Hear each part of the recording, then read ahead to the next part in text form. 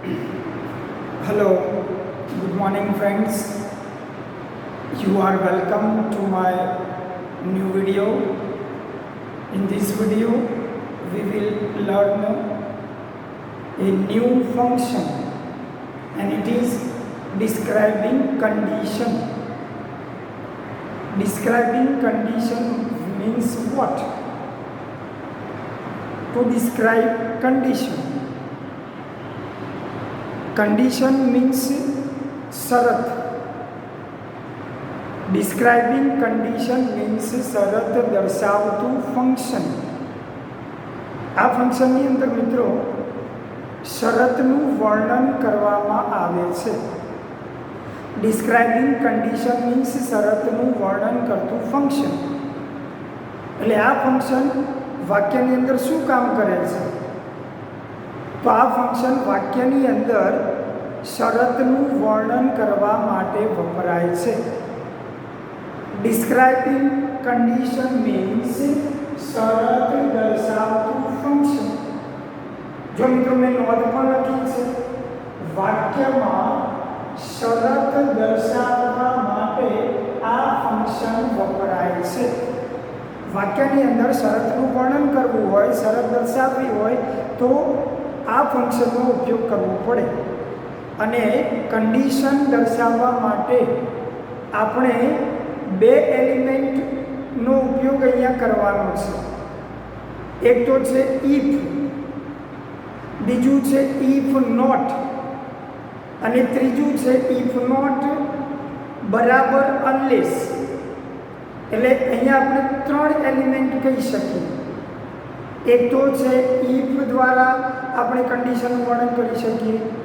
બીજું છે if not એટલે જો નહીં તો ઇફ નોટ દ્વારા પણ આપણે કન્ડિશનનું વર્ણન કરી શકીએ. અને ત્રીજું છે અનલેસ. અનલેસ એટલે પણ જો નહીં તો અનલેસ દ્વારા પણ આપણે કન્ડિશનનું વર્ણન કરી શકીએ. હવે મિત્રો આપણે એક્ઝામ્પલ દ્વારા અહીંયા સમજવાનો પ્રયત્ન કરીએ. પણ એક્ઝામ્પલ આપણે સમજીએ પહેલાં એક બીજી બાબત પણ મિત્રો આપણે યાદ રાખવાની છે કે આ જે વાક્ય રચના છે, ઇફવાળી વાક્ય રચના છે, ઇફ નોટવાળી વાક્ય રચના છે અથવા અનલેસવાળી વાક્ય રચના છે, તો એ વાક્ય રચના કેવી હોય છે? કારણ કે આપણને જો વાક્ય રચના નહીં આવડે તો આપણે ઇફવાળા વાક્યો નહીં લખી શકીએ, ઇફ નોટવાળા વાક્યો લખી નહીં શકીએ, અનલેસવાળા વાક્યો આપણે નહીં લખી શકીએ. તો એની વાક્ય રચના આ પ્રમાણે છે મિત્રો કે જે ઇફવાળું વાક્ય છે એ ઇફની સાથે હંમેશા સિમ્પલ પ્રેઝન્ટ ટેન્સ આવે છે, એટલે કે સાદો વર્તમાનકાળ આવે છે. અને પછી જે બીજું વાક્ય છે એની સાથે શરત દર્શાવતું વાક્ય, એ વાક્ય સિમ્પલ ફ્યુચર ટેન્સમાં આવે છે, એટલે કે મિત્રો સાદા ભવિષ્યકાળમાં એ વાક્ય આવે છે. તો આ બે કાળ તમને આવડવા જોઈએ.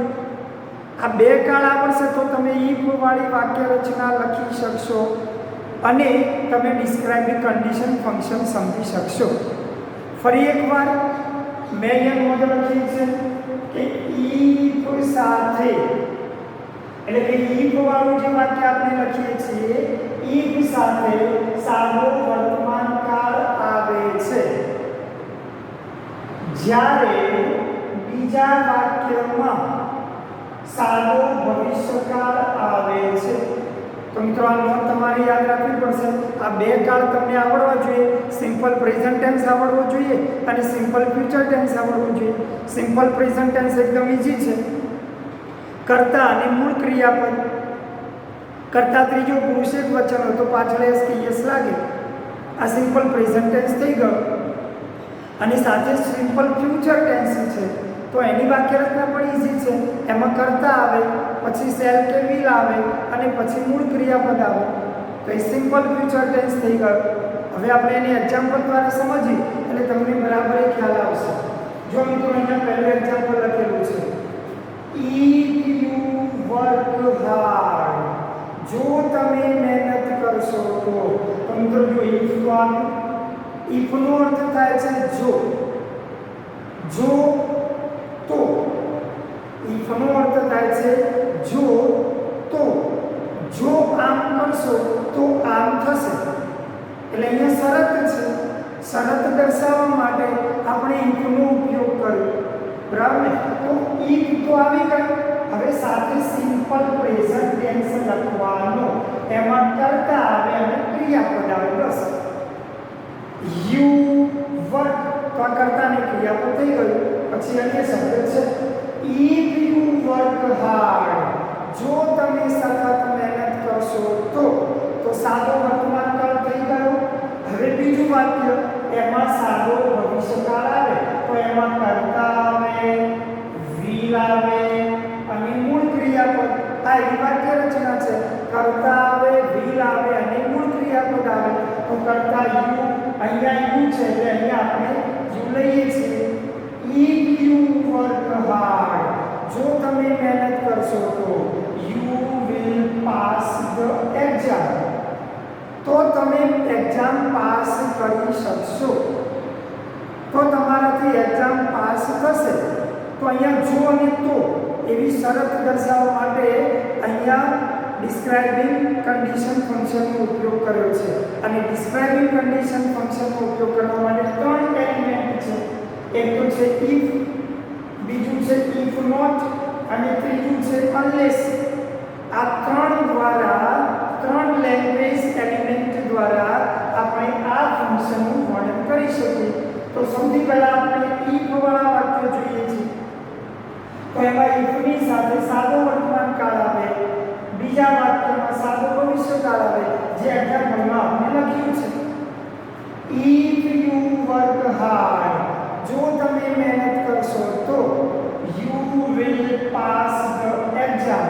તો પહેલા જો સિમ્પલ પ્રેઝન્ટ માત્ર કરતા મૂકવાનું, ક્રિયાપદ બસ. અહીંયા I work, we work, you work, they work, he, તો વર્ક્સ અહીંયા એસ લાગે, બસ આટલું ફેર છે. ત્રીજો પુરુષ એક વચન હોય, હી, સી અને ઈટ, તો પાછળ એસ લાગે. બહુવચન કરતા હોય તો એસ લાગતો નથી. તો if you work hard you will pass the exam, જો તમે મહેનત કરશો તો એક્ઝામ પાસ થશે અથવા તમે એક્ઝામ પાસ કરી શકશો. સામાન્ય રીતે સાદો ભવિષ્યકાળ આવે છે, પણ અહીંયા કરી શકશો તો તમે અહીંયા કેન પણ લખી શકો, બરાબર ને?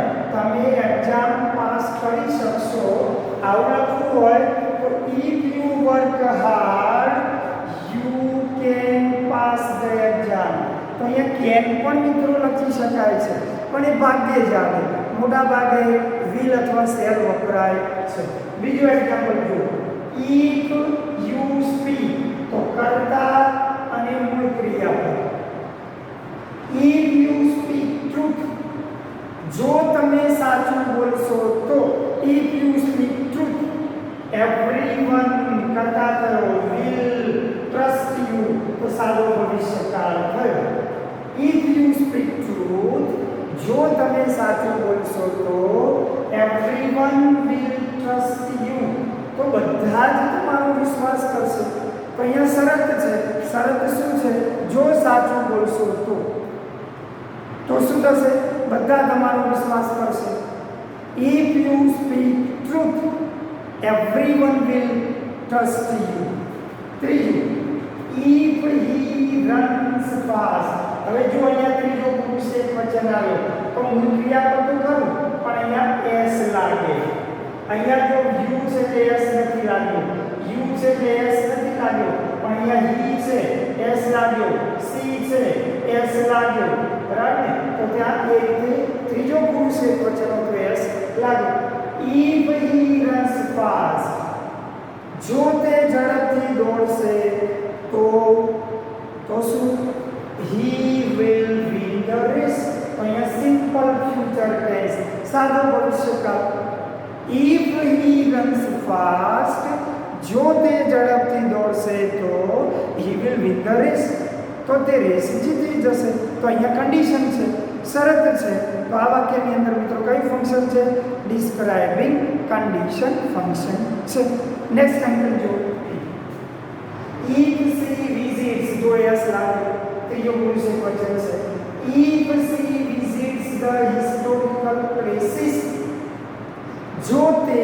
ઐતિહાસિક સ્થળોની મુલાકાત લેશે તો શું થશે? તો અહીંયા કન્ડિશન છે her knowledge will enrich.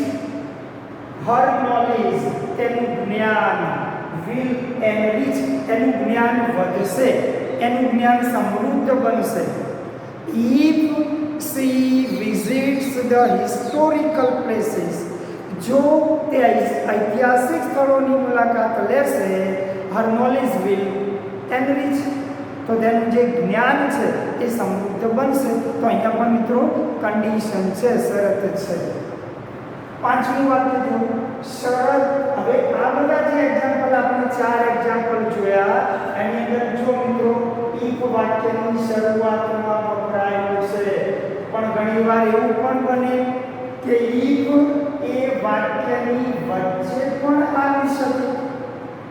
if મિત્રો વાક્યની વચ્ચે પણ વપરાય અને વાક્યની શરૂઆતમાં પણ વપરાય, તમે ગમે ત્યાં મૂકી શકો, બરાબર ને? એક્ઝામ્પલ જો શરદ will stand first. તો અહીંયા if જ્યારે વચ્ચે મૂકો છો મિત્રો ત્યારે સિમ્પલ ફ્યુચર ટેન્સ પહેલા લખવાનું, અને if લખો છો તો એની સાથે સાદું વર્તમાનકાળ લખવાનું છે. ટૂંકમાં if વાળું વાક્ય તમે જ્યાં પણ લખો છો એની સાથે સિમ્પલ પ્રેઝન્ટ લખવાનું છે. if વચ્ચે લખો તો if પછી સિમ્પલ પ્રેઝન્ટ ટેન્સ, if પહેલા લખો છો તો if પછી સિમ્પલ પ્રેઝન્ટ ટેન્સ આવે. તો શરદ will stand first. શરદ પહેલા નંબરે પાસ થશે, પણ શરત શું છે? જો he works hard, જો તે મહેનત કરશે તો. શરદ will stand first if he works hard. શરત પહેલા નંબરે પાસ થશે જો તે મહેનત કરશે તો. મિત્રો આ રીતે if વાક્યની શરૂઆતમાં પણ લખી શકાય અને if વાક્યની વચ્ચે પણ લખી શકાય છે. અને આ રીતે if વાળા બધા જ વાક્યો ડિસ્ક્રાઇબિંગ કન્ડિશન ફંક્શન દર્શાવે છે. તો આ રીતે if વાળા વાક્યો આપણે જોયા. હવે બીજું એક વાક્ય છે if not વાળું વાક્ય. અને if not નો અર્થ શું થાય છે? જો નહીં તો.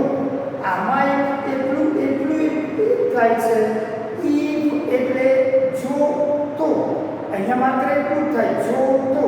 જ્યારે અહીંયા જો નહીં તો if not બરાબર જો નહીં તો.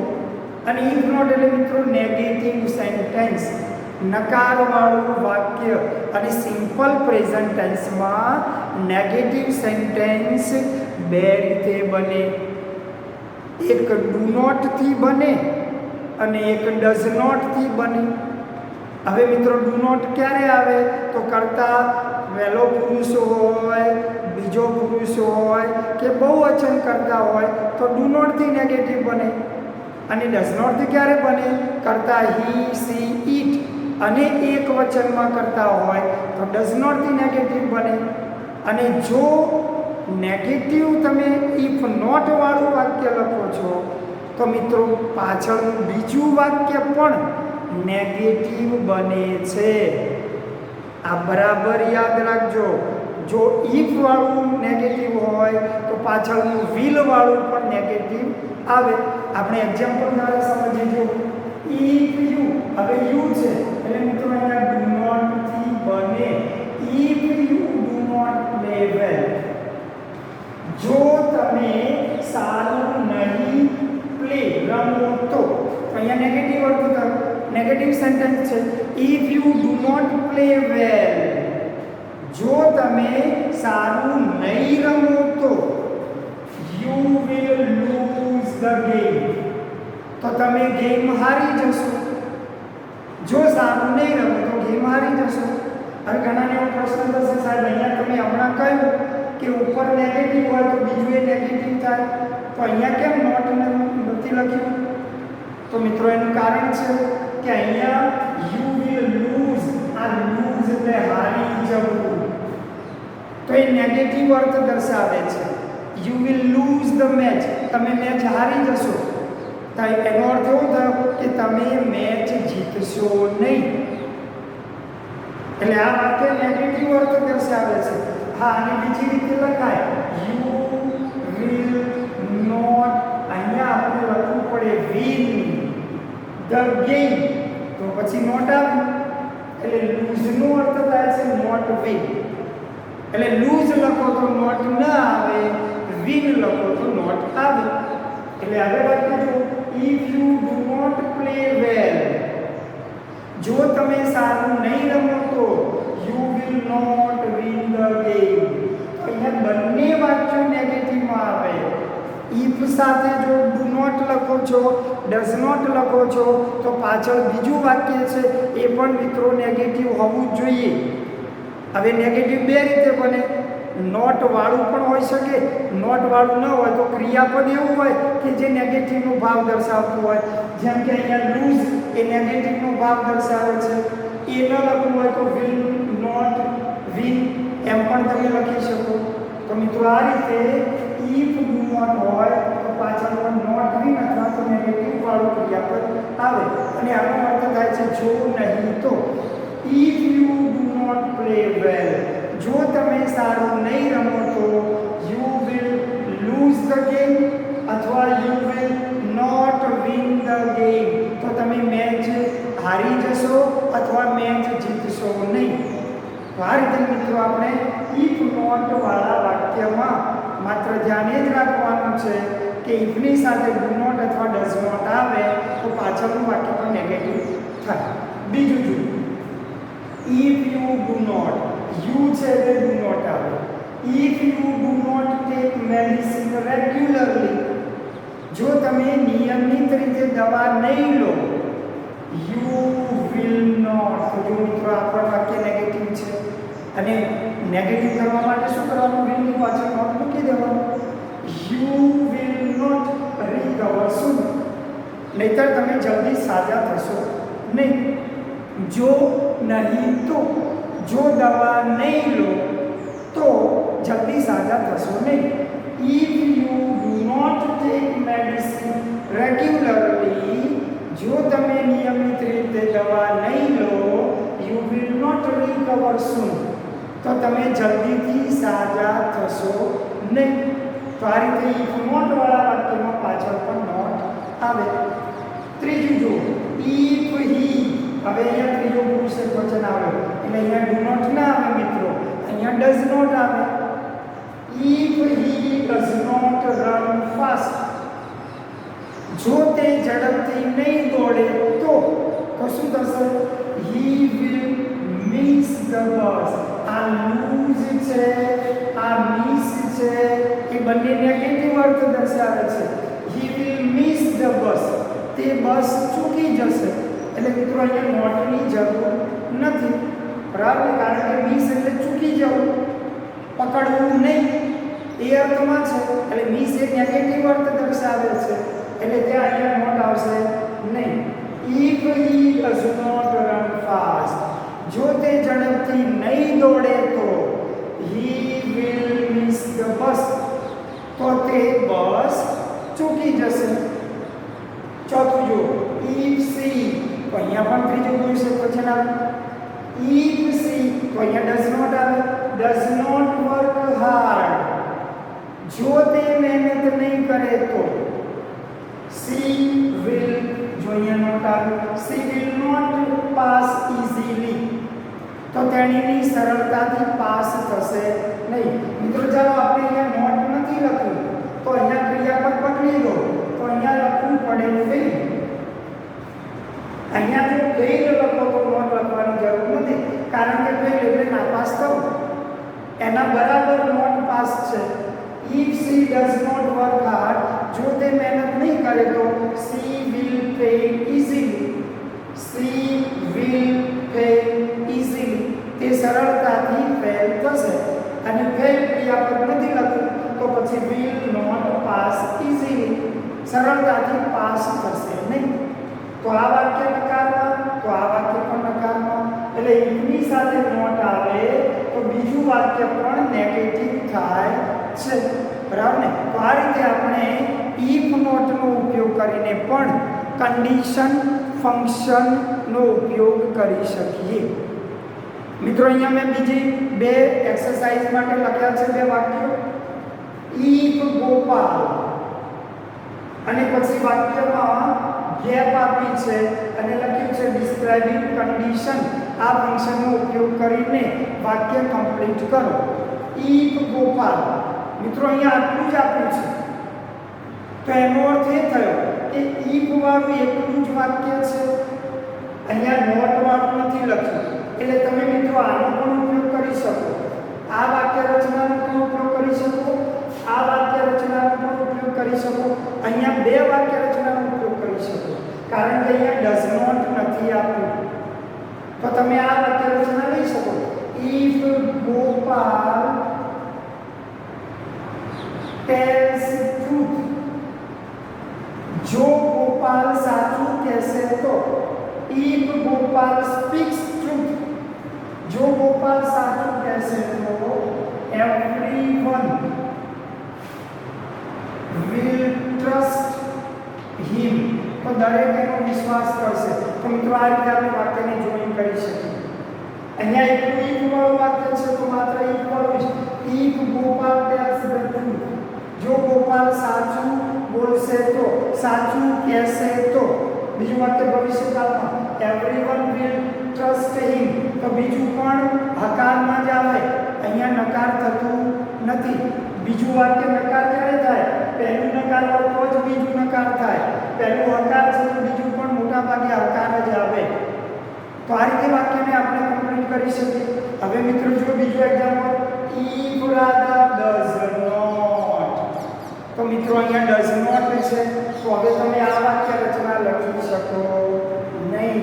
અહીંયા ડુ નોટ વાળી વાક્ય રચના છે, ડઝ નોટ વાળી વાક્ય રચના છે, તો એ જ વાક્ય રચના તમારે અહીંયા ઉપયોગ કરવો પડે. હવે મિત્રો અહીંયા નકાર વાક્ય છે તો બીજું વાક્ય પણ કેવું થશે? નકાર થશે. તો હવે આ વાક્યને કમ્પ્લીટ કરવું છે તો કેવી રીતે કરી શકીએ? તો મિત્રો અહીંયા એક જ વાક્ય આવે એ જરૂરી નથી. તમને જે પ્રકારનું વાક્ય આવે સહેલું અથવા તમને ગમે છે એવું વાક્ય તમે અહીંયા મૂકી શકો. If Radha does not do her homework, if Radha does not do homework એટલે હોમવર્ક કરવું, આ ક્રિયાપદ છે. If Radha does not do her homework, બીજું વાક્ય the teacher will punish her. તો મિત્રો અહીંયા નેગેટિવ નથી લખ્યું, આપણે નોટ નથી લખ્યું. કેમ નથી લખ્યું? કારણ કે આ શિક્ષા કરવી એ નેગેટિવ ભાવ દર્શાવે છે. If Radha does not do her homework, જો રાધા એનું હોમવર્ક નહીં કરે તો the teacher will punish her, તો ટીચર એની શિક્ષા કરશે. શિક્ષા નહીં કરે એમ કહેવાય? જો હોમવર્ક નહીં કરે તો ટીચર એની શિક્ષા નહીં કરે એવું કહેવાય? એટલે અહીંયા એટલા માટે આપણે નોટ લખ્યું નથી. If Radha does not do her homework, જો રાધા એનું હોમવર્ક નહીં કરે તો the teacher will punish her, teacher એની શિક્ષા કરશે. તો મિત્રો આ રીતે ઇફ વાળું વાક્ય આપેલું હોય તો એને આ રીતે આપણે કમ્પ્લીટ કરી શકીએ. ઇફ નોટ વાળું વાક્ય આપેલું હોય તો પણ એને આપણે આ રીતે કમ્પ્લીટ કરી શકીશું.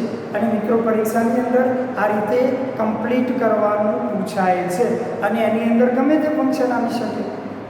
તો તમને આ ખ્યાલ હોવો જોઈએ. હવે ત્રીજી બાબત છે ઇફ અનલેસ, ત્રીજું છે અનલેસ.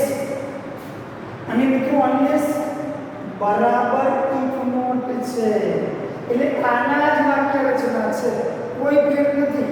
આ ઇફ નોટ ની જગ્યાએ અનલેસ મૂકવાનું છે. આ ઇફ નોટ કાઢી નાખો, એની જગ્યાએ અનલેસ મૂકો, એક નવો શબ્દ આવે. અનલેસ બરાબર ઇફ નોટ. અને જો મિત્રો જો નહીં તો, જો નહીં તો અર્થ પણ એના જ છે. પણ અનલેસમાં શું છે કે અહીંયા અનલેસ લખો એટલે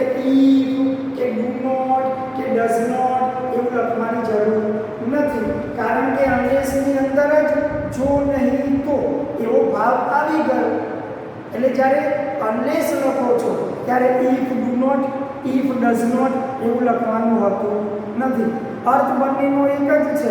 તમે અનલેસ મૂકો તો પણ અર્થ એનાય, ઇફ નોટ લખો તો પણ અર્થ એનાય જ થાય છે. તો હવે આપણે અનલેસ વાળા એક્ઝામ્પલ જોઈએ. જો પહેલું વાક્ય જે અહીંયા છે ને એના જ મેં અહીંયા લખ્યું છે. અહીંયા શું લખ્યું છે? If you do not. તો મેં ઇફ પણ કાઢી નાખ્યું, ડુ નોટ પણ કાઢી નાખ્યું અને એની જગ્યાએ મૂકીશું અનલેસ મૂક્યું. Unless you play well, unless you play well એનો અર્થ થાય if you do not play well. અર્થ એક જ થાય છે. અનલેસ યુ પ્લે વેલ, જો તમે સારું નહીં રમો તો you will lose the game. આ સેમ આ જ છે. ઇફ નોટ બરાબર અનલેસ. તમને ઇફ નોટ નથી લખવું તો એની જગ્યાએ અનલેસ મૂકો. બાકી બંને સેમ છે. અનલેસનો અર્થ પણ થાય છે જો નહીં તો, અને અનલેસ વાપરો ત્યારે પાછળનું વાક્ય પણ નેગેટિવ થાય. પણ નેગેટિવમાં હમણાં મેં અહીંયા સમજાવ્યું એ પ્રમાણે ઘણા ક્રિયાપદ એવા છે કે જે નેગેટિવનો ભાવ દર્શાવે છે તો એમાં નોટ નથી આવતું. બરાબર ને? જો અહીંયા લૂઝ છે તો અહીંયા લૂઝ એટલે હારી જવું, તો એ નેગેટિવનો ભાવ દર્શાવે છે. એટલે ત્યાં વિલ નોટ લૂઝ એમ કહેવાય નહીં, ત્યાં વિલ નોટ વિન લખાય. બરાબર ને? તો અહીંયા અનલેસ યુ પ્લે વેલ, જો તમે સારું નહીં રમો તો you will lose the game, તો તમે ગેમ હારી જશો. તો મિત્રો ઇફ નોટ તો પણ જો નહીં તો, અનલેસ તો પણ જો નહીં તો, ઇફ નોટની જગ્યાએ અનલેસ વાપરી શકાય. બસ બીજું કંઈ નથી. વાક્ય રચના બંનેની સેમ છે. બીજું જો અનલેસ યુ સ્પીક ટ્રુથ, જો તમે સાચું નહીં બોલો તો, unless you speak truth nobody will trust you, તો કોઈ તમારો વિશ્વાસ નહીં કરે. હવે મિત્રો અહીંયા ટ્રસ્ટ એ નેગેટિવ ભાવ નથી દર્શાવતો, તો પછી વિલ નોટ ટ્રસ્ટ કેમ ન લખ્યું? તો મિત્રો અહીંયા કર્તા જે છે એ કર્તા નેગેટિવ ભાવ દર્શાવે છે, એટલે આપણે પાછળ વિલ પછી નોટ લખ્યું નહીં. બરાબર ને? unless you speak truth, જો તમે સાચું નહીં બોલો તો નોબડી, નોબડી એટલે કોઈ નહીં, તો એ નેગેટિવ ભાવ થઈ ગયો. Nobody will trust you. અહીંયા જો તમે કરતા બદલો, અહીંયા લખો એવરીબડી, તો પછી અહીંયા આવે વિલ, અહીંયા નોટ આવે, અહીંયા આવે ટ્રસ્ટ યુ. તો નોબડી એવરીબડી. નોબડી નેગેટિવ ભાવ દર્શાવે, એવરીબડી હકારાત્મક ભાવ દર્શાવે. તમે અહીંયા એવરીબડી વાપરો તો અહીંયા વિલ નોટ થઈ જાય. નોબડી વાપરો છો તો વિલ નોટ થાય નહીં. તો આ સમજ પણ તમને હોવી જોઈએ. બરાબર ને? અનલેસ યુ સ્પીક ટ્રુથ, જો તમે સાચું નહીં બોલો તો નોબડી વિલ ટ્રસ્ટ યુ, કોઈ તમારો વિશ્વાસ નહીં કરે. અથવા તો everybody will not trust you, દરેક જણ તમારો વિશ્વાસ કરશે નહીં. તો અહીંયા નોબડી લખો તો નોટ ના આવે, એવરીબડી લખો તો નોટ આવે. બરાબર ને? ત્રીજું જુઓ, unless he helps his friend, જો તે તેના મિત્રની મદદ નહીં કરે તો. unless નો અર્થ થાય છે જો નહીં તો. unless he, હવે he છે એટલે yes લાગે. unless he helps his friend, જો તે તેના મિત્રને મદદ નહીં કરે તો he will ruin. આ ruin નો અર્થ થાય છે બરબાદ થઈ જવું. he will ruin, તે બરબાદ થઈ જશે. તો અહીંયા પણ નોટ ન લખ્યું. કેમ ન લખ્યું? કારણ કે આ નેગેટિવ ભાવ દર્શાવે છે. he will ruin, તે બરબાદ થઈ જશે. બરાબર? એટલા માટે અહીંયા નોટ આવે નહીં. unless he helps his friend, જો એના મિત્રની મદદ નહીં કરે, he will ruin, તે બરબાદ થઈ જશે. તો અહીંયા પણ મિત્રો unless નો ઉપયોગ થયો. ચોથું જો unless she meets him, જો તે તેણીને નહીં, જો તેણીની એની નહીં મળે, unless he meets him, જો તેને નહીં મળે તો he will suicide, તો તે આત્મહત્યા કરી લેશે. રૂઇન એ પણ નેગેટિવ ભાવ દર્શાવે, સુસાઇડ એ પણ નેગેટિવ ભાવ દર્શાવે. he will suicide, તો તે આત્મહત્યા કરી લેશે. unless she meets him, જો તેણીને એને નહીં મળે તો he will suicide, તો તે આત્મહત્યા કરી લેશે. તો મિત્રો અહીંયા જો નહીં તો unless બરાબર if not અને અર્થદાયક છે જો નહીં તો. હવે ઘણી વાર મિત્રો પરીક્ષાની અંદર unless વાળું વાક્ય આવે અથવા તો if અને does not, આ બંને સરખા જ છે, બંનેનો અર્થ સરખો થાય છે. માત્ર એકમાં unless લખ્યું છે અને એકમાં if અને does not લખ્યું છે. હવે આ બંનેમાંથી કોઈ પણ એક પરીક્ષામાં આપેલું હોય તો કેવી રીતે આપણે વાક્યને કમ્પ્લીટ કરી શકીએ એ આપણે જોઈએ. unless he, જો તે, હવે આપણે અહીંયા વાક્યને લખવાનું છે unless he, unless he, unless you, unless you, unless she, M unless he. તો હવે આપણે માત્ર અહીંયા સિમ્પલ પ્રેઝન્ટ ટેન્સનું એક વાક્ય લખવાનું છે. unless he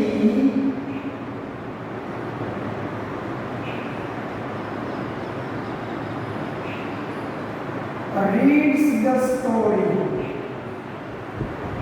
unless he reads the story, જો તે વાર્તા નહીં વાંચે, unless he reads the story, જો તે વાર્તા નહીં વાંચે તો he will, કરતા જે છે એ જ કરતા લઈ શકો.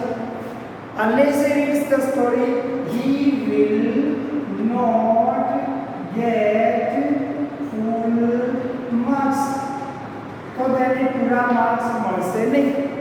જો તે વાર્તા નહીં વાંચે તો એને પૂરા માર્ક્સ નહીં મળે, બરાબર ને.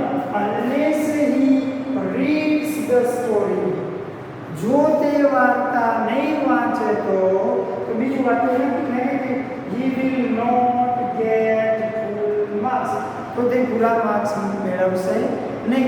હવે એ unless ની જગ્યાએ if does not વાળું વાક્ય છે તો આના જ લખી શકાય if she does not reads, પણ અહીંયા reads નહીં આવે, અહીંયા read આવે. does not નો ઉપયોગ થાય ત્યારે s ન લાગે, unless નો ઉપયોગ થાય ત્યારે s લાગે. આપણ મિત્રો યાદ રાખવા જેવી બાબત છે. unless નો ઉપયોગ કરો છો ત્યારે s કે yes લાગતું નથી. જ્યારે does not નો ઉપયોગ કરો છો તો s લાગે, do not નો ઉપયોગ કરો છો તો s લાગતો નથી. if she does not read the story, અર્થીનાઇઝ, જો તેણીની વાર્તા નહીં વાંચે તો બીજું વાક્ય એનાય સી. હવે અહીંયા કરતા સી છે તો અહીંયા સી, અહીંયા ઈ છે તો ઈ, યુ છે તો you. she will not get full marks, તે પૂરા માર્ક્સ મેળવશે નહીં.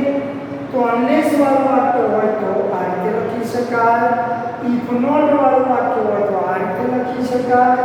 એકલું if વાળું હોય તો આ રીતે આપણે વાક્યને પૂરું કરી શકીએ. તો આ તમામ વાક્ય મિત્રો આપણે જે લખ્યા છે એ બધા જ વાક્યોમાં ડિસ્ક્રાઇબિંગ કન્ડિશન ફંક્શન વપરાયું છે. અને એના માટે આપણે 3 એલિમેન્ટ્સનો ઉપયોગ કર્યો.